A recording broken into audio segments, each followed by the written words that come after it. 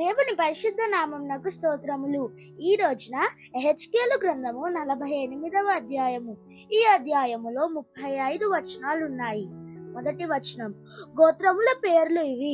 దానియేలుకు ఒక భాగము, అది ఉత్తర దిక్కు సరిహద్దు నుండి హమాతునకు పోవు మార్గము వరకు, హెత్లోనునకు పోవు సరిహద్దు వరకును, హసరేనాను అను దమస్కు సరిహద్దు వరకును, హమాతు సరిహద్దు మార్గమున తూర్పుగాను పడమరగాను వ్యాపించు భూమి.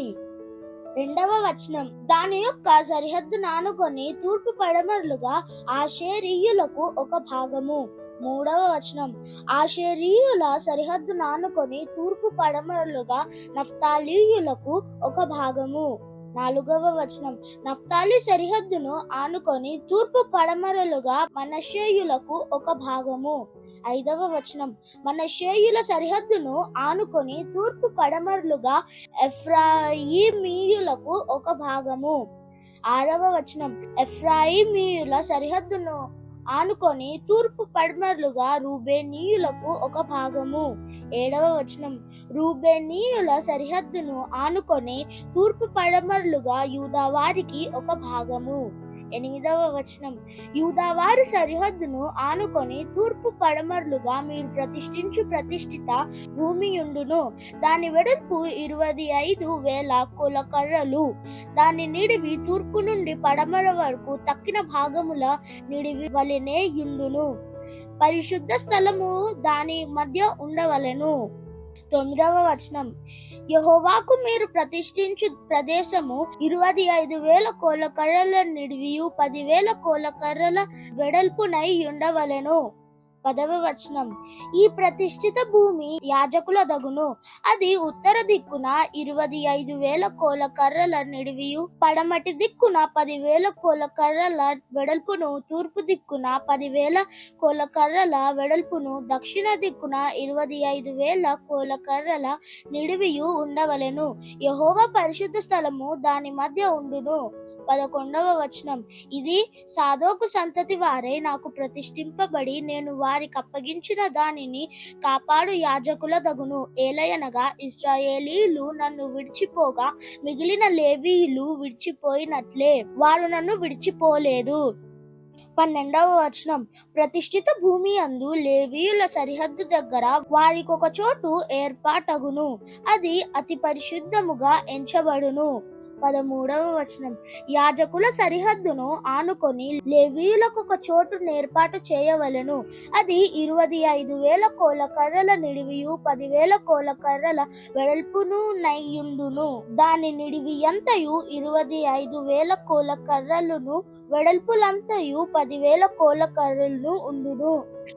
14వ వచనం, అది యెహోవాకు ప్రతిష్ఠితమైన భూమి గనుక దానిలో ఏమాత్రపు భాగమైనను వారు అమ్మకూడదు, బదులుగా ఇయ్యకూడదు. ఆ భూమి యొక్క ప్రథమ ఫలములను ఇతరులను అనుభవింపనీయకూడదు. 15వ వచనం, 25,000 కోలకర్రల భూమిని ఆనుకొని వెడల్పున మిగిలిన 5,000 కోలకర్రలు గల చోటు గ్రామకంఠముగా ఏర్పరచబడినదై పట్టణములోని నివేశములకును మైదానములకును అక్కరకు వచ్చును. దాని మధ్య పట్టణము కట్టబడును.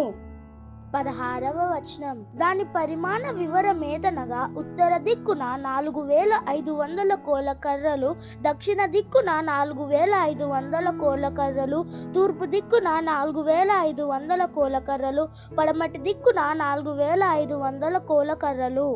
17వ వచనం, పట్టణమునకు చేరిన ఖాళీ స్థలము ఉత్తరపు తట్టున 280 కోలకర్రలు, దక్షిణపు తట్టున 280 కోలకర్రలు, తూర్పు తట్టున 280 కోలకర్రలు, పడమటి తట్టున 280 కోలకర్రలు. 18వ వచనం, ప్రతిష్ఠిత భూమిని ఆనుకొని మిగిలిన భూమి ఫలము పట్టణములో కష్టము చేత జీవించు వారికి ఆధారముగా ఉండును. అది ప్రతిష్ఠిత భూమిని యానుకొని తూర్పు తట్టున 10,000 కోలకర్రలను, పడమటి తట్టున 10,000 కోలకర్రలను ఉండును. 19వ వచనం. ఏ గోత్రపు వారైనను పట్టణములో కష్టము చేసి జీవించువారు దానిని సాగుబడి చేయుదురు. 20వ వచనం. ప్రతిష్ఠిత భూమి అంతయు 25,000 కోలకర్రల చచ్చౌకముగా ఉండును. దానిలో 4వ భాగము పట్టణమునకు ఏర్పాటు చేయవలెను. 21వ వచనం. ప్రతిష్ఠిత స్థానమునకును పట్టణమునకు ఏర్పాటు చేయబడిన భాగమునకును ఇరు ప్రక్కలనున్న భూమిని అనగా తూర్పు దిశను ప్రతిష్ఠిత స్థానముగా ఏర్పడిన 25,000 కోలకర్రలను, పడమటి దిశను గోత్రస్థానములుగా ఏర్పడిన 25,000 కోలకర్రలను గల భూమిని యానుకొను స్థానము అధిపతి దగును. ప్రతిష్ఠిత స్థానమునకును మందిరమునకు ప్రతిష్ఠింపబడిన స్థానమును దానికి మధ్యగా ఉండును. 22వ వచనం. యూదావారి సరిహద్దునకును బెన్యామీనీయుల సరిహద్దునకును మధ్యగానున్న లేవీయుల స్వాస్థ్యమును పట్టణమునకు ఏర్పాటైన స్థానమును ఆనుకొని భూమిలో అధిపతి భూమికి లోగా ఉన్నది అధిపతి దగును. 23వ వచనం. తూర్పు నుండి పడమటి వరకు కొలువగా మిగిలిన గోత్రములకు భాగములు ఏర్పాటగును. బెన్యామీనీయులకు ఒక భాగము. 24వ వచనం.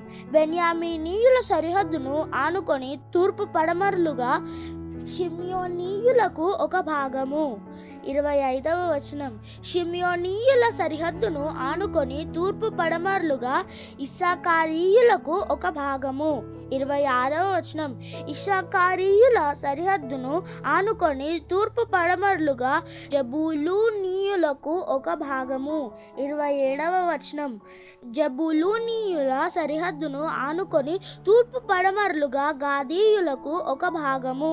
28వ వచనం. దక్షిణ దిక్కున తామారు నుండి కాదేశులోనున్న మెరీబా ఊటల వరకు నది వెంబడి మహాసముద్రము వరకు గాదీయులకు సరిహద్దు ఏర్పడును. 29వ వచనం. మీరు చీట్లు వేసి ఇశ్రాయేలీల గోత్రములకు విభాగింపవలసిన దేశము ఇదే, వారి వారి భాగములు ఇవే, ఇదే యెహోవా ఇచ్చిన ఆజ్ఞ. 30వ వచనం. పట్టణ స్థాన వైశాల్యత ఎంతనగా ఉత్తరమున 4,500 కోలకర్రల పరిమాణము. 31వ వచనం. ఇశ్రాయేలీల గోత్రపు పేర్లను బట్టి పట్టణపు గుమ్మములకు పేర్లు పెట్టవలెను. ఉత్తరపు తట్టున రూబేను దనియు, యూదా దనియు, లేవి దనియు 3 గుమ్మములుండవలెను. 32వ వచనం. తూర్పు తట్టు 4,500 కోలకర్రల పరిమాణము గలది.